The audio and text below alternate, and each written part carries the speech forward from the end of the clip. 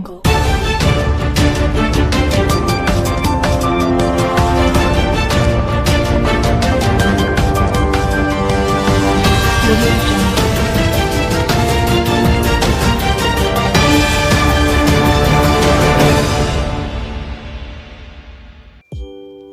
दोस्तों, media Dastak news में आपका स्वागत है। आप देख रहे हैं अपना पसंदीदा कार्यक्रम बस्ती की हस्ती।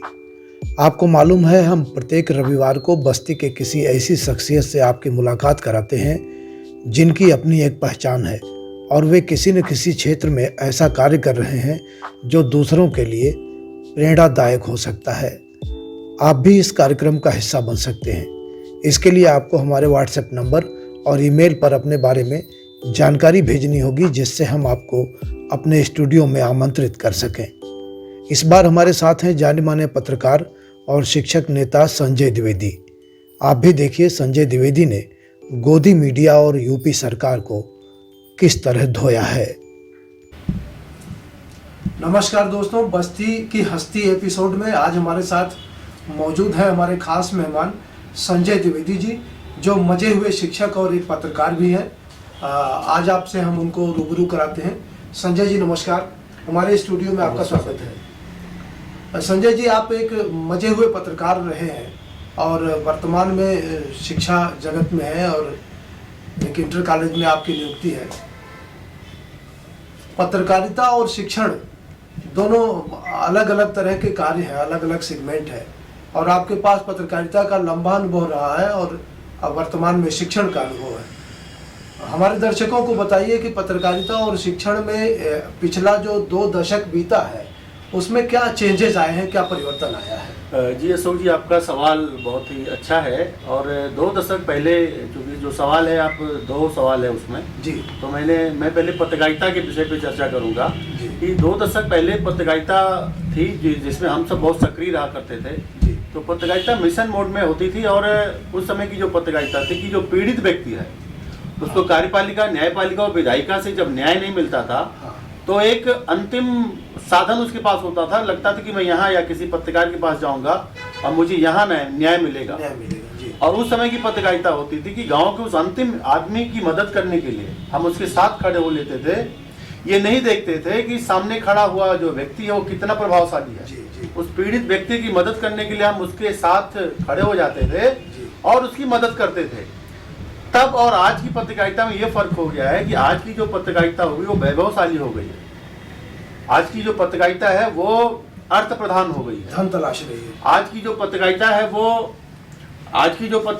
वो जैसा मैंने कहा कि वैभवशाली हो गई है। आप देखिए कि जितने भी राजनीतिक घराने हैं, जितने भी बड़े कमर्शियल संस्थान हैं, सभी लोग अपना पीआर डेवलप करने के लिए, पर्सनल रिलेशन डेवलप करने के लिए किसी न किसी पत्रकार को वेतनभोगी बनाकर हायर करके उनसे अपनी खबरें परोसवा रहे हैं।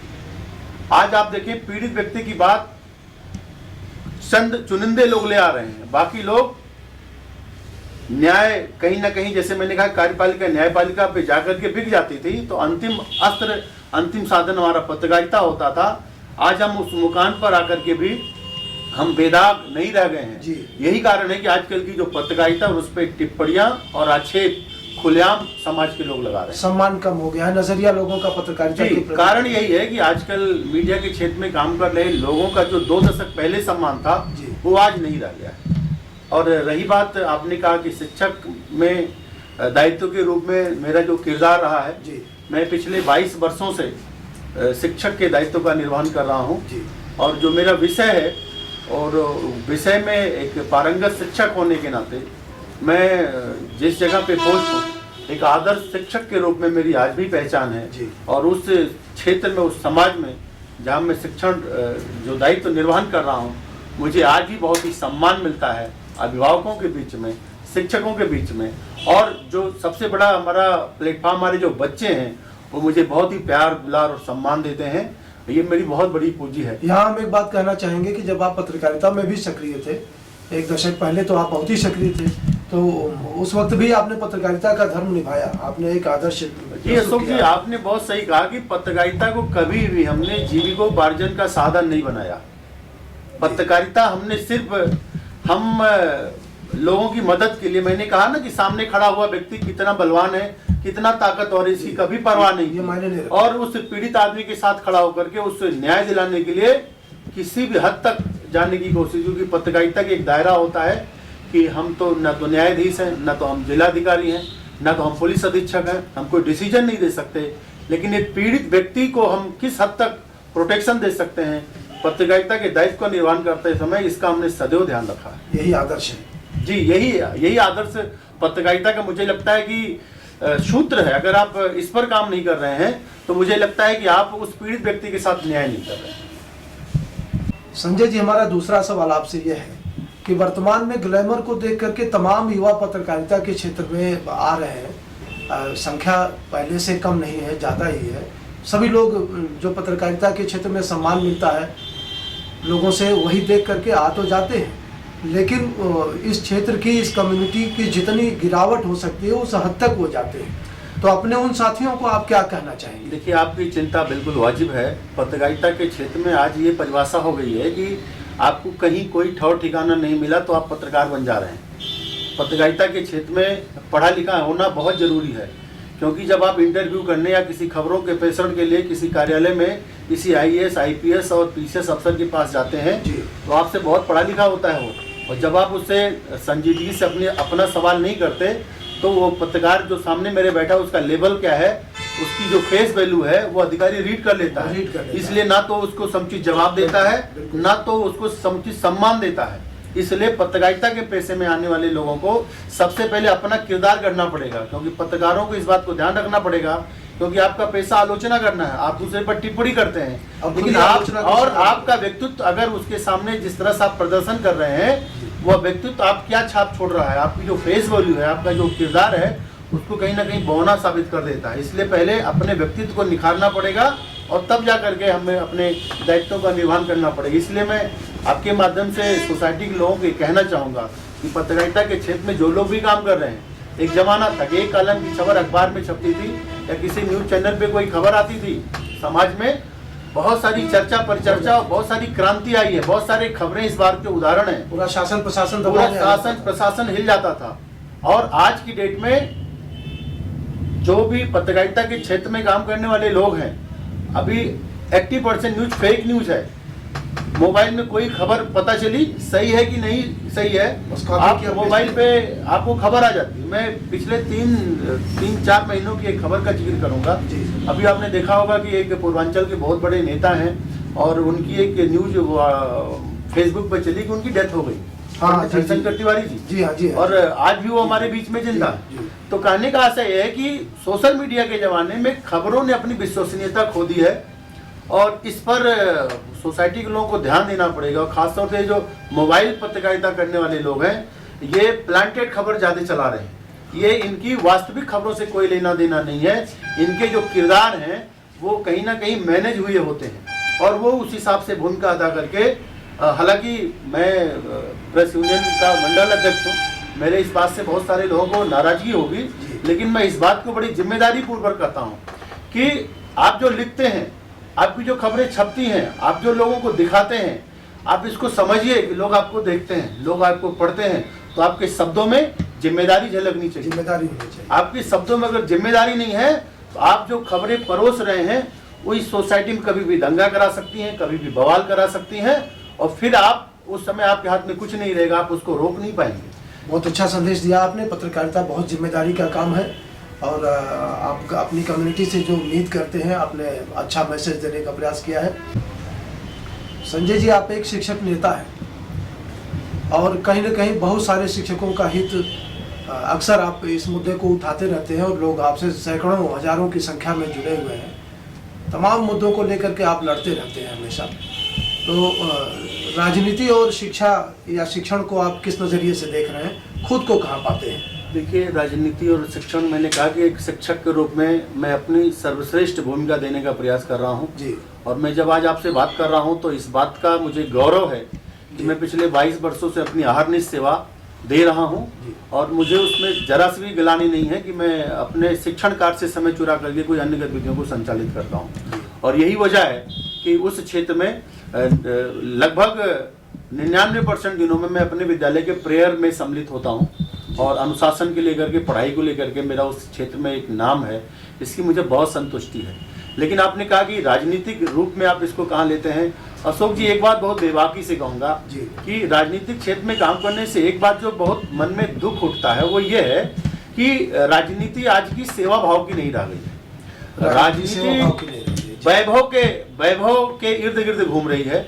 और आप बहुत पहले के समय में होता था कि सोसाइटी में रह करके आप लोगों के बीच में अच्छा काम करते थे और आप किसी एनपीएस बकवास है। केंद्र और राज्य सरकारें कर्मचारियों को इस बात को मोटिवेट विधानसभा सफल नहीं या लोकसभा हो या राज्यसभा, जैसे आपको पता है कि उसके मेंबर हो। लेकिन आज के समय में यह है कि जब चुनाव का समय आता है स्कीम को अनैतिक रूप से धन कमाए लोग आपके बाद से इतना 2005 के हवा खड़ा कर देते हैं कि हमारे जैसे जनता दुर्भाग्यपूर्ण है। सेवा के 2005 से लागू एनपीएस हवा उत्तर प्रदेश में 2018 से लागू। आज की राजनीति सेवा भाव की नहीं रही है। जो कर्मचारी 2000 से 2000 का सवाल है, अप्रैल 5 से जुड़ा हुआ है, यही वजह है। और 2000 में 5 से लेकर 2000 की 18 सरकारों के सामने का पैसा नहीं कटा है। सरकारें हमारे कोई ऐसे कर्मचारी अब रिटायर ही नहीं है और यही वजह है। मेरे जानने वाले इसी जिले में जाए सरकारों के सामने एक भी पैसा लंबित पड़ी है, एक भी संगठन में ताकत पुरानी पेंशन आ गई है। कर्मचारियों का क्रांति अपने संघर्षों के दम पर लेकर रहेंगे।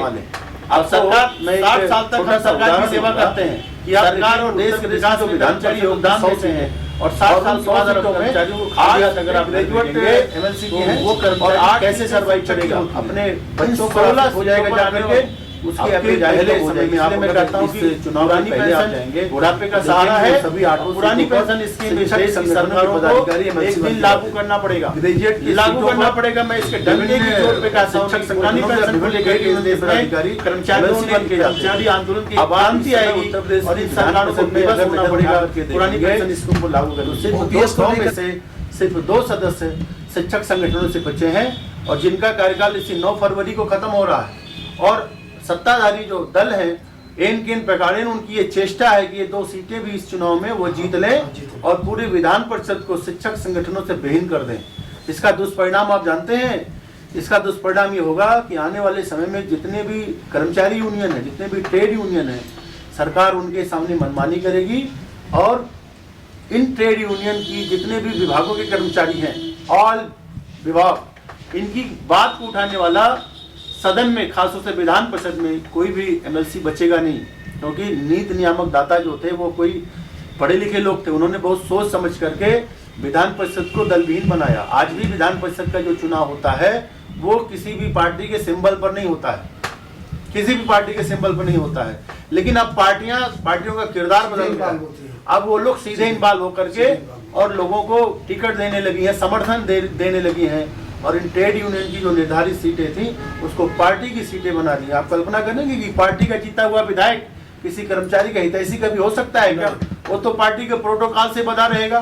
तो मैं इस मंच के माध्यम से कर्मचारी यूनियन, शिक्षकों को और विभिन्न विभागों में काम करने वाले कर्मचारियों को एक संदेश देना चाहता हूँ कि अगर आप चाहते हैं कि आपके हक और हकूक सुरक्षित रहें तो आप कर्मचारी नेताओं को विधान परिषद में स्नातक एमएलसी और शिक्षक एमएलसी बनाकर भेजिए, न कि किसी पार्टी के कैंडिडेट और पदाधिकारी को बना करके भेजिए। मैं किसी का पक्ष और विपक्ष नहीं ले रहा हूं, लेकिन एक कर्मचारी नेता होने के नाते मेरी इस बात की चिंता है कि आने वाले समय में, क्योंकि विधान परिषद में हम किसी का पक्ष नहीं करते, जो कर्मचारी हित की बात करता था हम उसके साथ खड़े हो जाते थे।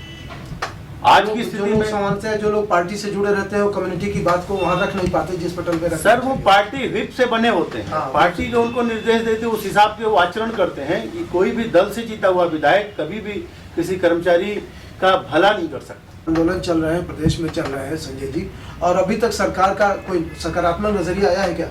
देखिए, मैंने कहा कि एनपीएस बकवास है। सरकार को अपनी इस नीति की समीक्षा करनी चाहिए। केंद्र और राज्य सरकारों के दोनों सरकारों के जिम्मेदार लोग कर्मचारियों को ये बात समझाने में आज तक असफल रहे हैं कि एनपीएस के क्या फायदे हैं। हमने कहा ना कि एनपीएस के कोई फायदे नहीं है। हमारी सैलरी से 10% कटता है और 14% सरकार अंशदान देती है। हमारा पैसा कहाँ जा रहा है हमें नहीं पता है। हमारे सैलरी से हमारे अकाउंट का 10,000, 12,000, 15,000, 20,000 रुपया महीना कट रहा है, वो कहाँ जा रहा है हमें कुछ नहीं पता है साहब। हमारी बेटी का ब्याह है, हमारी बीवी बीमार है, हमें लोन चाहिए, हम एनपीएस अकाउंट से कोई लोन नहीं ले सकते। और सबसे बड़ी बात है कि हमारे विभागों को पता नहीं है साहब कि एनपीएस को लोन कैसे मिलता है। एनपीएस का कोई कर्मचारी अगर मर जाता है सेवा काल में तो उसके आश्रित को पुरानी पेंशन कैसे मिलती है। अभी इसी जनपद में मैं आपको हरिहरपुर का एक केस बताऊंगा। कृषक इंटर कॉलेज हरिहरपुर में दीप्तिमान नाम के एक अध्यापक जनवरी 2019 में डेथ किया है और आज जब हम आपसे बात कर रहे हैं तो जनवरी 2023 से साहब अभी उसके परिवार को पारिवारिक पेंशन का लाभ जो है नहीं मिल पाया है। ये फाइलों में उलझे हुए लोग आज भी दफ्तरों में कोई काम बहुत साधारण तरीके से नहीं हो रहे।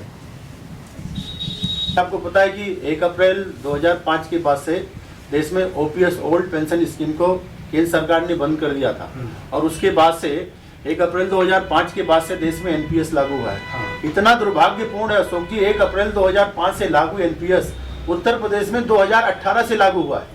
आप कल्पना करिए जो कर्मचारी 2001 अप्रैल 5 में नियुक्ति पाया और 2005 से लेकर के और 2018 तक उसका एनपीएस का पैसा आज तक नहीं कटा है और एनपीएस से कर्मचारी अब रिटायर होने लगे।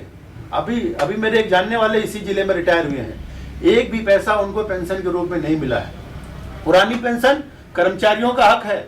हम कहते हैं इसको संघर्षों के दम पर लेकर रहेंगे और सरकार 60 साल तक हम सरकार की सेवा करते हैं। सरकार और देश के विकास में कर्मचारी योगदान देते हैं और 60 साल के बाद अगर कर्मचारियों को खाली हाथ अगर आप घर भेजेंगे तो वो कर्मचारी कैसे सर्वाइव करेगा, अपने बच्चों पर आश्रित हो जाएगा जाकर के, उसकी एवरेज आयु कम हो जाएगी। इसलिए मैं कहता हूं कि पुरानी पेंशन बुढ़ापे का सहारा है और पुरानी पेंशन स्कीम इस देश की सरकारों को एक दिन लागू करना पड़ेगा। मैं इसके डंके की चोट पे कहता हूं नहीं, पुरानी पेंशन को लेकर के इस देश में कर्मचारी आंदोलन की क्रांति आएगी और इन सरकारों को विवश होना पड़ेगा पुरानी पेंशन स्कीम को लागू। संजय जी, आप एक शिक्षक नेता हैं और बार बार ये मुद्दा आता है तदर्थ शिक्षकों का और वित्तविहीन शिक्षकों का। इस पर आपका नजरिया क्या है और कहाँ आपका मूवमेंट किस मुकाम पर? देखिए अशोक जी, दोनों दो मुद्दे हैं और इस समय प्रदेश में दोनों बहुत बड़े मुद्दे हैं। तदर्थ शिक्षक हमारे बहुत परेशान हैं। प्रदेश में लगभग 3000 के आसपास तदर्थ शिक्षक जून महीने के बाद से उनको वेतन नहीं मिला है। न्यायालय के मेरी मांग है आपके माध्यम से कि न्यायालय के चक्रव्यूह में फंसे अद्यतन कार्यरत तदर्थ शिक्षकों को विनियमित किया जाए और उनको पुनः सेवा में लिया जाए। वह शिक्षक हमारे परिवार के अंग हैं, वो जिस भी विधा से नियुक्ति पाए हैं, निर्धारित अर्हता रखते हैं, सरकार के राज्य कोष से वो वेतन ले रहे हैं, लेकिन एक सुप्रीम कोर्ट के आदेश की आड़ में उन शिक्षकों को परेशान किया जा रहा है। और जैसा कि सरकार ने जून महीने तक उनकी सैलरी दी है, कई जिले ऐसे हैं, अभी जैसे बस्ती में जून की सैलरी मिल गई है, कबीरनगर में मई तक की सैलरी मिली है और सरकार ने अभी कहा है कि किसी भी वित्तविहीन शिक्षक को हम बाहर नहीं जाने देंगे और वित्तविहीन शिक्षकों को विनियमित करने के बजाय उनको मानदेय पर रखने के लिए एक सरकार योजना लेकर के आई है। उस पर आपस में सरकारों ने वित्तीय परामर्श लिया है, लेकिन अभी तक उनको अमली जामा नहीं पहुंचा पाए हैं। आप कल्पना कीजिए, जो शिक्षक 20 साल से तदर्थ शिक्षक के रूप में नौकरी कर रहा है, 1 लाख, 1.25 लाख, 1.5 लाख रुपया तक सैलरी पा रहा है, उसके परिवार को जून महीने से सैलरी नहीं मिली है और वह शिक्षक विनियमित होने के लिए या मानदेय की प्रक्रिया में शामिल होने के लिए दोनों के में पेंडुलम की तरह घूम रहा है। उसके घरों में चूल्हे नहीं जल रहे हैं, वो शिक्षक अपने बीमार पत्नी की दवाई नहीं करा पा रहे हैं, बच्चों की स्कूल की फीस नहीं अदा कर पा रहे हैं और ये सरकार इतने लंबे समय तक बीत जाने के बाद में कोई स्पष्ट फैसला तदर्थ शिक्षकों के बारे में नहीं ले पा रही है। इस चैनल के माध्यम से मैं एक बार सरकार का पुनः ध्यान आकृष्ट कराऊंगा। ये जो तदर्थ शिक्षक हैं, ये सब आपके परिवार के सदस्य हैं। ये विद्यालय में उन्होंने लंबी 20-22 साल की लंबी सेवा दी है। अब ये कोई अन्य कार्य करने लायक इनकी उम्र नहीं बची है, क्योंकि ये लगभग सबकी उम्र लगभग 50 साल के पार हो गई है। इनमें मानवीय आधार से इनको सेवाओं में पुनः आयोजित करके इनको विनियमित करिए और विभाग में एक कड़े नियम बनाइए, ऐसे तदर्थ अध्यापकों की भविष्य में नियुक्ति ना हो। और ऐसे ये अध्यापक, सबसे बड़ा सवाल है अशोक जी की अध्यापक आए कहाँ से? ये सरकार कहती है फर्जी अध्यापक, हम कहते हैं फर्जी अध्यापक नहीं है। इनकी नियुक्ति में कोर्ट इन्वॉल्व है, डीआईएस इन्वॉल्व है, जेडी इन्वॉल्व है, डायरेक्टर इन्वॉल्व है, विद्यालय का प्रबंधक इन्वॉल्व है, सारा सिस्टम इन्वॉल्व है, तब ये जाकर के वेतन पाए। तो फर्जी कैसे हो गए? और अगर ये फर्जी है, अगर आप इनकी सेवाओं को आज बेदखल कर रहे हैं, आप उन अधिकारियों के खिलाफ क्या कार्रवाई कर रहे हैं जिनकी वजह से ये सेवा में आए? तो हम कहते हैं कि आप किसी को दंडित मत करिए, इनको सेवा में विनियमित करिए और एक ऐसे कड़े नियम बनाइए जिससे भविष्य में इस प्रकार की नियुक्ति माध्यमिक विद्यालयों में ना हो पाए। संजय जी, वित्त विहीन शिक्षकों का भी मुद्दा बार बार गर्म होता है, क्या स्थिति है वित्त विहीन शिक्षकों की? जी, बहुत बुरा हाल है। प्रदेश की 85% शिक्षा व्यवस्था इस समय प्रदेश के वित्तविहीन विद्यालय के शिक्षकों के हवाले है। और आप कल्पना करिए, जिस प्रदेश की 85% जो शिक्षण व्यवस्था है वो वित्तविहीन प्रबंधक और उनके शिक्षकों के हवाले है, और सरकार उन पर कोई ध्यान नहीं दे रही है। अभी तक हम वित्तविहीन शिक्षकों के लिए एक ऐसी सेवा नियमावली लाएंगे कि जिससे हम उनकी सेवाओं को सुरक्षित कर सकेंगे। कल्पना करिए, आप किसी विद्यालय में 10 साल से काम कर रहे हैं, तो वहाँ की जो नियोक्ता आदरणीय प्रबंधक जी अगर नाराज हो जाए और आज आपसे कहते हैं भाई आज आप कल से आप स्कूल नहीं आएंगे, आपकी सेवा समाप्त हो गई है, तो वो अध्यापक कुछ नहीं कर सकता था। तो हम लोग मांग कर रहे थे कि इन अध्यापकों की सेवाओं को सुरक्षित करने के लिए एक ऐसी सेवा नियमावली बनाई जाए जिससे इनको कोई बहुत आसानी से निकाल ना सके। दूसरी हमारी मांग थी कि इन वित्तविहीन विद्यालयों को बैंक के माध्यम से सरकार के राजकोष से कम 5 अंकों में एक ऐसा सम्मानजनक मानदेय दिया जाए जिससे उनके भी परिवार का गुजर बसर आसानी हो सके। सरकार ने कहा था कि मैं वित्तविहीन शिक्षकों को कम से कम 5 अंकों में मानदेय देने की व्यवस्था करूंगा, लेकिन सरकार मानदेय को लेकर के और वित्तविहीन शिक्षकों की सेवा नियमावली को लेकर के दोनों के वादे से मुकर गई है।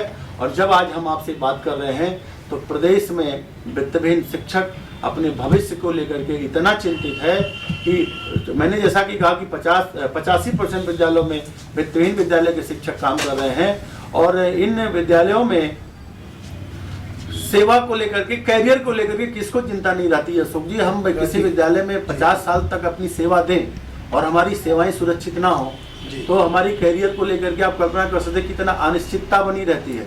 तो मैं इस चैनल के माध्यम से संजय जी, इस ऊहापोह की स्थिति में जब जीवन में अस्थिरता रहती है तो मैं ये कहना चाहूँगा आपसे कि शिक्षण की क्वालिटी भी कहीं ना कहीं घटती है। स्वाभाविक है कि आप कल्पना करो कि एक MA, MSc और PhD किए हुए विद्यार्थी को जो वित्तविहीन विद्यालयों में शिक्षण का कार्य कर रहा है 5,000-8,000 रुपया मानदेय पर वो काम कर रहा है, अधिकतम 7,000-8,000 रुपये पे मानदेय पर काम कर रहा है। तो हमने ये व्यवस्था कर मांग करी भाई हमारे टीचरों को, वित्तविहीन शिक्षकों को बैंक के अकाउंट के माध्यम से उनको सैलरी ट्रांसफर की जाए।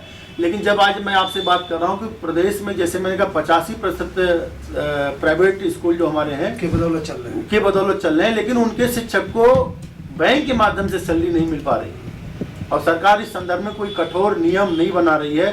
सरकार विद्यालयों के मान्यता की नियमावली को आज कठोर की है, लेकिन हम ये कहेंगे कि जो रेवड़ी की तरह इन्होंने मान्यता बांटे हैं, विद्यालयों में मान्यता की जो शर्तें हैं उन शर्तों का कड़ाई से इन लोगों ने पालन नहीं कराया और गली मोहल्ले में इन्होंने स्कूलों को मान्यता दे दी, स्कूलों ने अपने मानक को पूरे नहीं किए और आज वो विद्यालय मुसीबत बन गए हैं। उनकी जो शिक्षण पद्धति है, आप देखें कि हमारे पूर्वांचल में बहुत सारे घराने डेवलप हो गए हैं और माफियागिरी हो गई है। और आपको मैं क्या बोलूं कि इतनी खराब स्थिति हो गई है, अगर सरकार इस व्यवस्था को सुधारेगी नहीं तो आने वाले समय में बहुत कठिनाई। संजय जी, 2 सवाल शिक्षकों को लेकर के आपसे और है, क्योंकि आप शिक्षक नेता हैं इसलिए आप डिजर्व भी करते हैं और आपसे सवाल पूछना लाजमी है।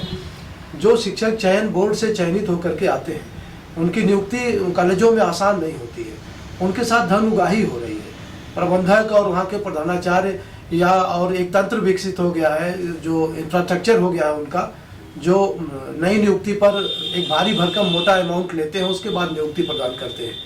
एक ये, और दूसरा ये ऑनलाइन ट्रांसफर जो शिक्षकों का मुद्दा है, इन दोनों पर आप अपना नजरिया साफ करें। जी अशोक जी, आपने बहुत सही सवाल किया है कि एक व्यवस्था तो बदली है। माध्यमिक शिक्षा सेवा चयन आयोग से जो शिक्षक हैं जी इलाहाबाद, लखनऊ, दिल्ली जैसे जगहों पर रहकर तैयारी करते हैं और परीक्षा पास करके आते हैं। एक विसंगति है कि ये जो आयोग है वहाँ पे शिक्षकों की नियुक्ति नहीं होती, उनका चयन होता है। चयन करके वो पैनल DIS को देते हैं, DIS उस पैनल को देख करके एक चिट्ठी जारी करता है विद्यालय के प्रबंधक को, फिर प्रबंधक उस अध्यापक को कार्यभार ग्रहण कराता है।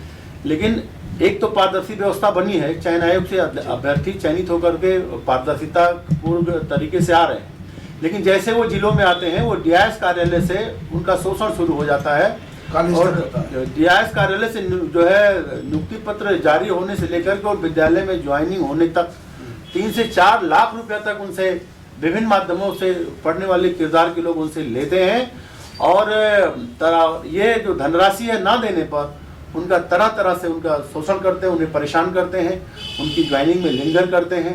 तो मैं इस चैनल के माध्यम से एक मांग करूंगा कि चयन आयोग से चयनित अभ्यर्थियों की ज्वाइनिंग हो वो जिलों के जिला विद्यालय निरीक्षक कार्यालय में हो, या तो सरकार चयन आयोग ऐसी कोई व्यवस्था बनाए कि उन चयन के उपरांत शिक्षकों की ज्वाइनिंग सीधे चयन आयोग उनकी नियुक्ति उस कॉलेज में करे, क्योंकि चयन आयोग सिर्फ कॉलेज अलॉट करता है, नियुक्ति विद्यालय का प्रबंध तंत्र करता है।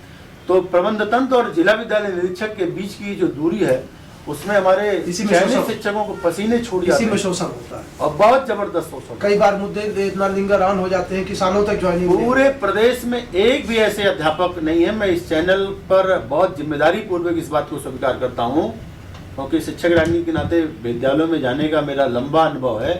एक भी अध्यापक की ज्वाइनिंग बिना रिश्वत दिए प्रदेश में नहीं हो रही, और सरकार इस पर अंकुश लगाने में एकदम सिरे से नाकाम है। बहुत बड़ी बात है। ऑनलाइन ट्रांसफर का माध्यमिक विद्यालयों में हम लोग एक कथन कहते हैं कि नौकरी मिलना आसान है साहब, ट्रांसफर कराना उससे भी मुश्किल काम है। तो सरकार ने पहली बार माध्यमिक शिक्षा में ऑनलाइन ट्रांसफर प्रक्रिया को ले आया और करीब 750 अध्यापकों के ऑनलाइन ट्रांसफर आवेदन उत्तर प्रदेश सरकार के समक्ष लंबित पड़े हैं, और वो अध्यापक बहुत सुदूर जनपदों से अलग अलग प्रदेश के जिलों में काम कर रहे हैं, ट्रांसफर की आशा में बैठे हैं और उन शिक्षकों का स्थानांतरण नहीं हो पा रहा है। और चूंकि सहायता प्राप्त विद्यालयों में ऑनलाइन ट्रांसफर की प्रक्रिया इतनी मुश्किल है, अमूमन हमारे जो आदरणीय प्रबंधक गण हैं वो एनओसी नहीं देते। अगर प्रबंधक ने एनओसी दे दिया तो डीआईएस एनओसी नहीं देते, डीआईएस ने एनओसी दे दिया तो जेडी एनओसी नहीं देते।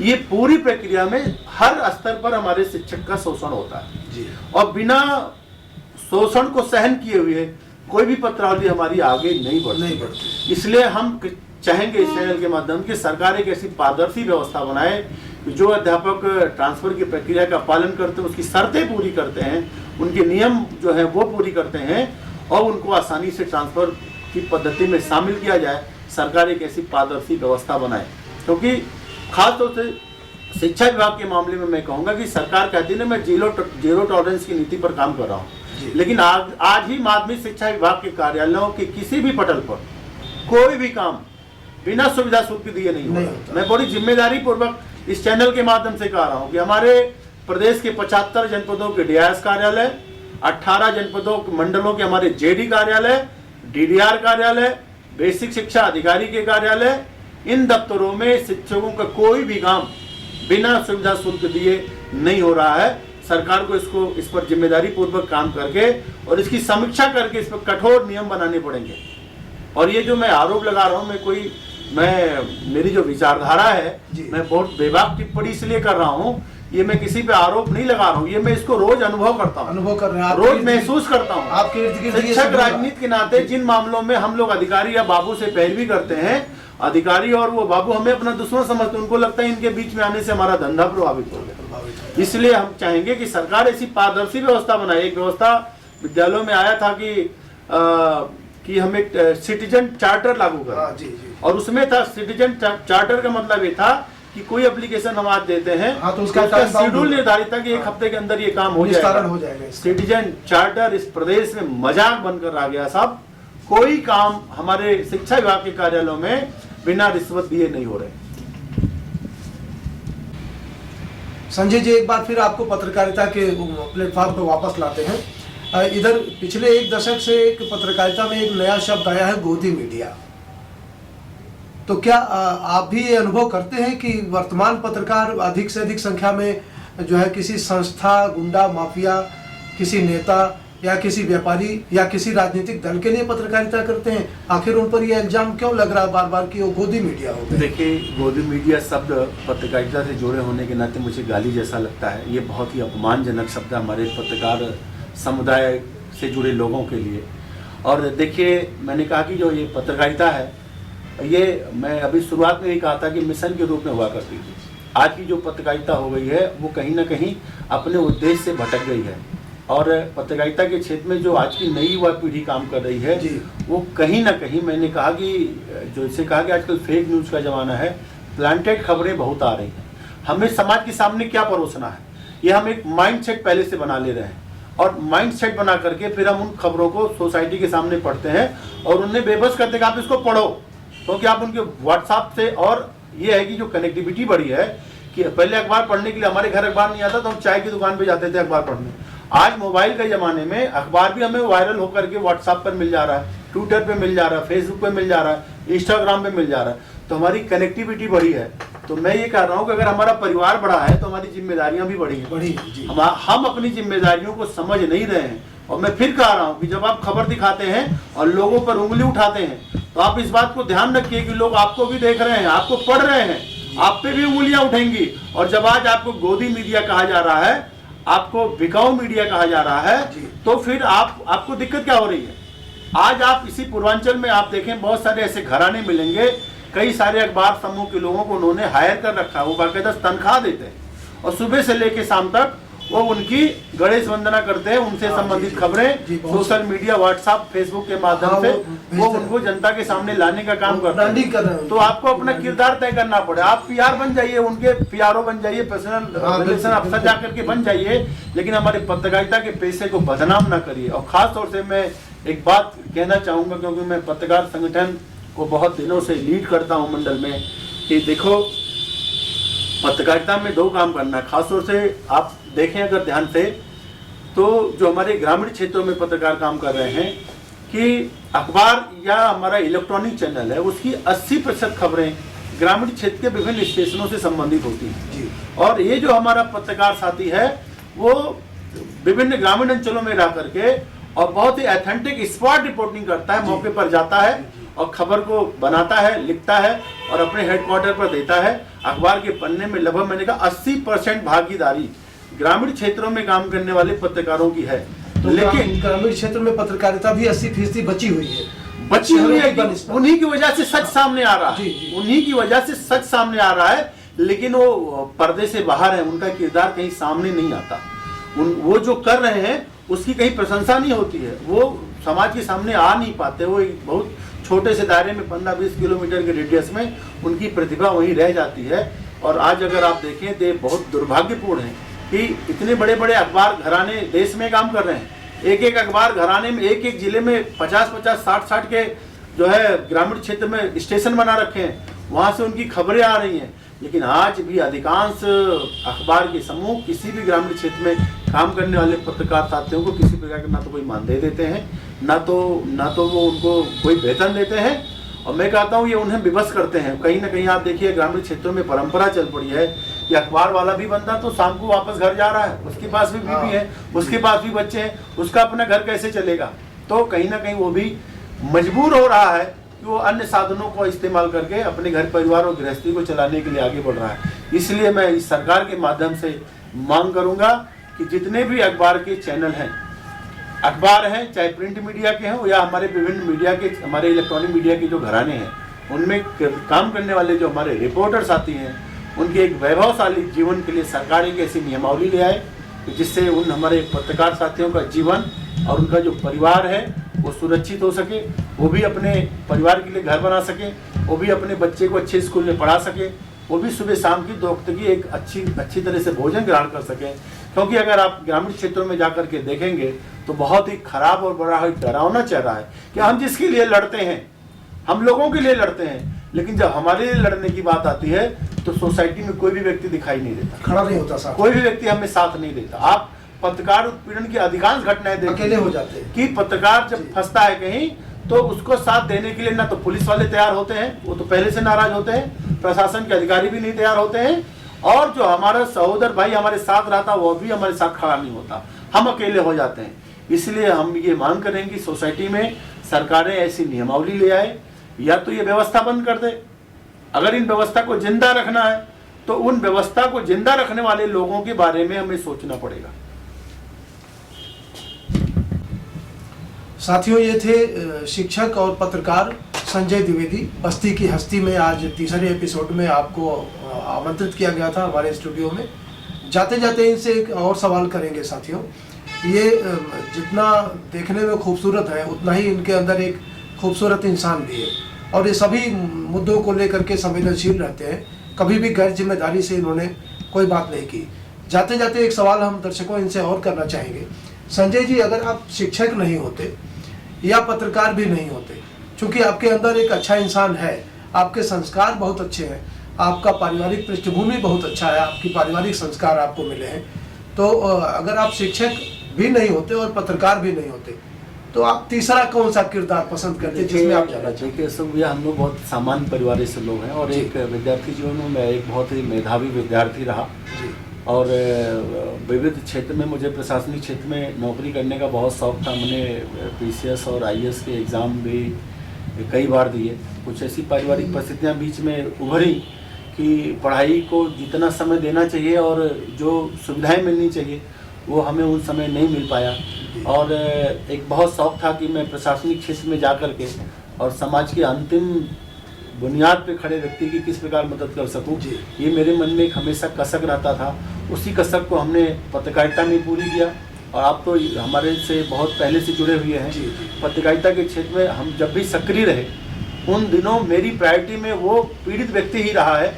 उस पीड़ित व्यक्ति को सताने वाला व्यक्ति कितना सशक्त क्यों ना रहा हो, हम उस पीड़ित व्यक्ति की मदद करने के लिए उसके साथ सदैव खड़े रहे। ये हमारी शुरू से मेरी आदत रही है। आपको पता है कि हम बहुत सारी चैरिटी के काम किया करते हैं। मैं कोई बहुत बड़ा पूंजीपति नहीं हूँ, बहुत एक सामान्य से परिवार का रहने वाला हूँ और अपनी किरदार से, अपने परिश्रम से सोसाइटी में एक भी ऐसा इवेंट मैं नहीं छोड़ता जहाँ मेरी उपस्थिति होनी चाहिए और मैं वहाँ ना मिलूं। बिल्कुल बिल्कुल। और दूसरा ये कि बहुत ही पारदर्शीपूर्ण जीवन हम जी रहे हैं। और जैसा आपने कहा कि अगर आप शिक्षक ना होते, पत्रकार ना होते तो आप क्या करते, अशोक जी, ये बहुत ही भावनात्मक सवाल मेरे लिए है। जैसा मैंने कहा, हम लोग बहुत ही सामान्य परिवार के लोग हैं और हमारी पहले जो बुनियादी जरूरतें जैसे रोटी, कपड़ा और मकान, तो पहले तो हम उस व्यवस्था में जुड़े, उस व्यवस्था को मूर्त रूप दे पाए, तो परिवार को गढ़ने में लग गए। अब परिवार को सुरक्षित कर ले गए, तब सोसाइटी को गढ़ने में लगे हुए हैं। और हमारा जो उद्देश्य है, हम यही रुकने वाले नहीं हैं। भाग्य पता नहीं कहाँ ले जाएगा, लेकिन अभी भी जैसे कहता, मुझे बहुत भूख है। सोसाइटी के लोगों के लिए बहुत कुछ मुझे करना है और बहुत कुछ करने की जो बेचैनियां मुझे रात भर सोने नहीं देती हैं। और मैं बहुत कुछ सोच रहा हूं और उसको कब तक मूर्त रूप दे पाऊंगा। अगर ईश्वर ने मेरा साथ दिया, मेरा स्वास्थ्य अच्छा रहा, तो मैं बस्ती वालों के लिए बहुत कुछ करने की सोच रहा हूं। अब कैसे करूंगा, कब करूंगा, इसका कोई निश्चित समय नहीं बता सकता। लेकिन मेरी ये जो दोनों भूमिका है, मैं एक शिक्षक के रूप में और पत्रकार के रूप में रहते हुए सोसाइटी को क्या कुछ दे सकता हूँ, वो मैं देने का प्रयास करूँगा। मैं अपने जीवन से बहुत संतुष्ट हूँ। मैं बहुत महत्वाकांक्षी नहीं हूँ। मैं बहुत पैसे के पीछे भागने वाला व्यक्ति नहीं हूँ। जो भी मेरी अपनी व्यक्तिगत कमाई है, उससे अपने घर परिवार के साथ साथ समाज को मैं क्या कुछ अच्छा दे सकता हूँ, रात दिन मैं उसके लिए प्रयास करता हूँ। और ईश्वर मुझे इतनी क्षमता दे कि इसमें कभी कोई विसंगति नहीं आए, इसमें कोई कभी कमी नहीं आए, जिससे मैं अपने किरदार को बहुत महत्वपूर्ण तरीके से सोसाइटी के सामने रख सकूं। तो दोस्तों, एक नया चेहरा, एक नया किरदार लेकर के हम अगले एपिसोड में फिर हाजिर होंगे। तब तक बने रहिए मीडिया दस्तक पर। संजय जी, स्टूडियो में आपने वक्त दिया, आपको बहुत बहुत धन्यवाद। बहुत बहुत धन्यवाद।